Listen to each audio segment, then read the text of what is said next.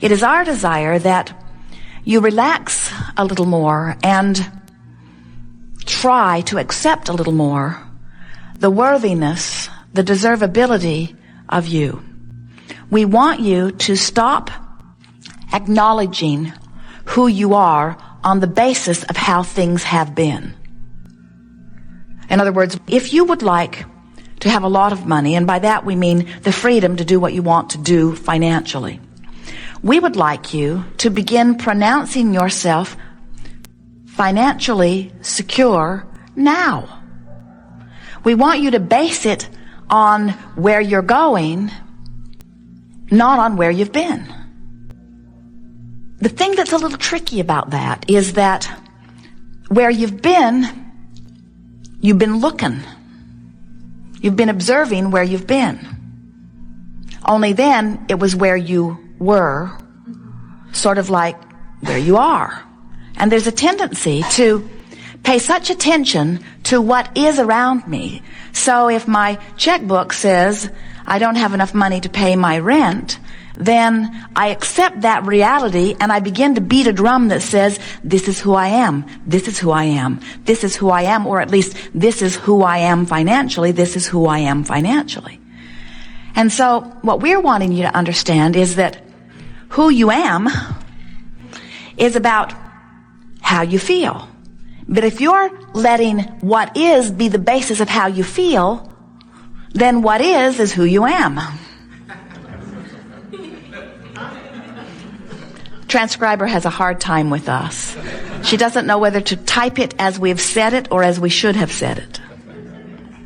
So, what is the byproduct of how you've been feeling and what you've been thinking. But what is coming is the byproduct of what you're doing about all of that now. And so when we say to you that your powerful present is everything, that all of your power is here and now, what we're saying to you is you have the ability, the capacity to offer a vibration now that is different from how you've been offering it, if you know you do.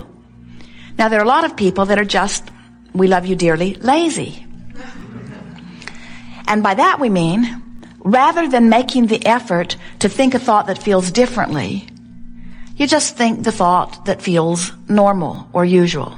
And then nothing much changes in your experience. And we want to be kind to you by saying, we want you to let yourself off the hook a little bit by acknowledging that law of attraction is in on that. In other words, it's logical that you would think thoughts sort of like the thoughts that you've been thinking, because the thoughts that you have been thinking are attractive in nature. And so things that match the thoughts that you've been thinking are surrounding you. So it's normal that you think a thought, the thought responds, the thought comes back to you in manifestational form, you observe what manifests, and then you begin speaking reality. This is how it is, you say. Sometimes you say, oh my goodness, I thought that and then it happened. And we say, you get what you think about whether you want it or not. What you observe, what you remember, what you reminisce, what you ponder, what you imagine, what you speak about, whether you are contemplating past, present, or future, wherever you are giving your attention, is generating a vibration that law of attraction is matching. So sometimes our physical friends will say to us, Abraham, I have to give this my attention because it is true. It is a reality. It's the way that it is. And we say, we see no logic in that. But as physical humans, you really are caught up in the idea of your physicalness, your physicality. This stuff that's manifesting around you feels like the main event to you. We know it does. And so when something is manifested, you say, well, there it is. Let's document it historically. Let's make it a statistic, and let's talk about it never-endedly, and let's build monuments about it, and let's make sure that our children and their children and their children who had nothing to do with this event, who weren't part of it in any way, let's make sure that they never, ever, ever, ever, ever, ever, ever, ever, ever forget. Let's keep it active in their vibration. And we say, let's not.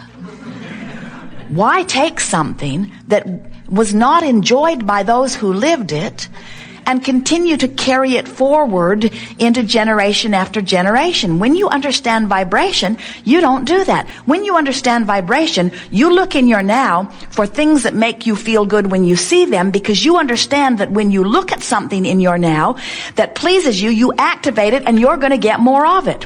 When you understand the power of vibration and you're looking in your past, you don't look for the whole collage. You don't look for the big picture. You don't look for every single event. You don't try to present a balanced view. You look into your past for those things that you love the very most, and as you focus upon them, they keep repeating themselves into your now and into your future, but you don't replicate the stuff you don't want. You're too smart for that. Why drag around stuff you do not want? Because it is some reality. That's like saying, I see that person focused upon that terrible thing that he did not want long enough that he created it in his reality. And because he created it in his reality, I think I should do that too. And we say, why would you do that? We know the answer. The only reason that anyone would do that is because you don't know what you're doing. You would never do it on purpose. You would never say, oh, my friend has cancer. Let me see if I can figure out how to get some too. You would never say, oh, my friend is in a terrible relationship. Let me talk to her every day until she brings me to the place of feeling like she feels so that I can recreate that misery in my own experience. You don't say that. What you say is, I need to be there for her. And we say, what you really want to do is go with the flow. You want to go with the flow of well-being. You don't want to get out of step just because somebody else got out of sync with well-being, you see. So how do you know when you're in the flow of well-being, and how do you know when you're stepping out of it a little bit? Or how do you know when you're hindering it or disallowing it? You can tell by the way you feel. You have this emotional guidance system that is so accurate, so sophisticated, so loving of you, so helpful. Jerry and Esther have a sort of guidance system, not nearly as wonderful as the one all of you are born with, in their vehicles. It is called Magellan. And Magellan calculates the route and gives them verbal and visual description of how to get from where they are to where they want to be. They just program in the address, and then Magellan talks to them. Go this way, go this way. Magellan never, ever, ever, ever has said to them, where have you been? Because it is irrelevant to the task at hand. The task at hand is, where are you in relationship to where you want to be? That's all that matters. And your own guidance system is the same way. Magellan never says to Jerry and Esther, you asked me, I told you, you didn't listen, now I'm done with you.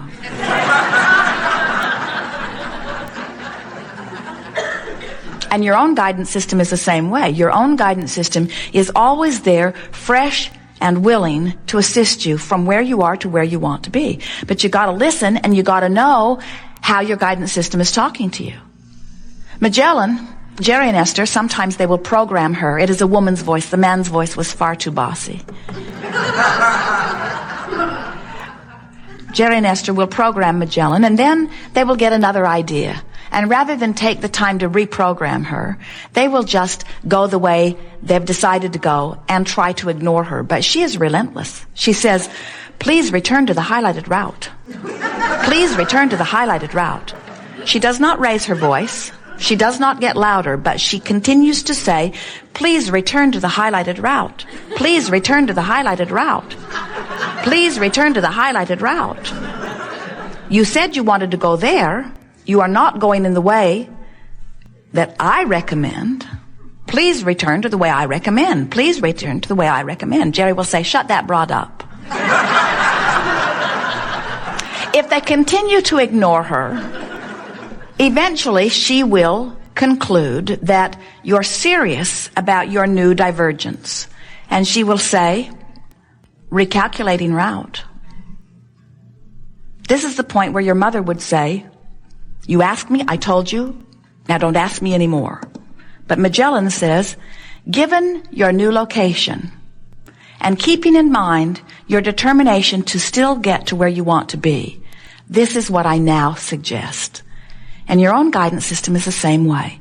Always responding to where you are now and always leading you to the path of least resistance to that which you are seeking. Path of least resistance and path of most allowance are the same path. In other words, this is the best route for now. Well, how do you know if you're on your path? How can you tell? Magellan, it's obvious. She speaks right up. But many of you do not know that you have a Magellan or an Abraham in your ear, and so how do you know? And we say, you can tell by the way you feel. When you're on your path, it feels like ease. It feels like joy. It feels like adventure. It feels like exhilaration. It feels interesting. It feels exciting. It feels soothing. When you're off your path, it feels irritating. It feels aggravating. It feels overwhelming. It feels frustrating. It feels fearful. It feels angry. It feels suffocating. In other words, you can tell when you are on your path and when you are not. Now, we want to give you something here that many of you may not be aware of. We want you to know that this is not a straight and narrow path. This is a wide and yielding, friendly, moving about, delicious path. There are so many paths that you could take to where you want to go. And there's not only one enjoyable path either. There are so many paths of excitement and adventure. In fact, some of you so much like adventure and excitement, you so much want to be alive that you don't even want the shortest path. You don't even want the easiest path. You want the most exhilarating path. You want the most adventurous path. That's why you cannot guide one another about your paths. That's why nobody can write a book, not even a book called Bible. No one can write a book. No one can write a process. No one can tell you the way to go. You have your own internal guidance system that is taking into consideration who you are, who you were before you were born, who you are as non-physical energy, who you are in this physical body, who you are in relationship to your environment, who you are in relationship to all things you want. Your guidance system knows who you are and adores you, and is lovingly saying to you, given everything I know about you, which is everything, given everything I know about you, if I were standing in your physical shoes, I would go this way. Why don't you try it and see how it feels? So, if you will make a decision to follow what feels good, you will be on your path, and it will be an extraordinary path. It will fulfill you in every possible way. We want you to understand that your path is not about this path that leads you to some place you want to be. It does do that, but that's not what the path is about. The path is about how fun it is to be on the path, how fun it is to be on the path, how fun it is to be on the path. In other words, you never get there, because as soon as you get to where you thought you were headed, even before you get to where you thought you were headed, the path lengthens, it expands. You never get there. Jerry and Esther were in Maui a few years ago. They've been there many times since, but on this particular occasion, they were on their way to Mama's restaurant, a fabulous restaurant on the other side of the island. And off they went. They knew where they were going. They'd been there before. And in the sky was the most incredible rainbow they had ever seen. So vivid in color. And Jerry said, Mama's is over there somewhere near the end of that rainbow. As they followed the rainbow, it continued to move along with them. It continued to move, it continued to move, it continued to move, it continued to move. It led them right to the road that turned off to Mama's restaurant. And then the rainbow dipped right into the ocean, right at the spot. And Jerry said, well, look at that. The rainbow has led us to Mama's. But when they got to Mama's, the rainbow led them someplace else. In other words, this rainbow is like your eternally expanding path.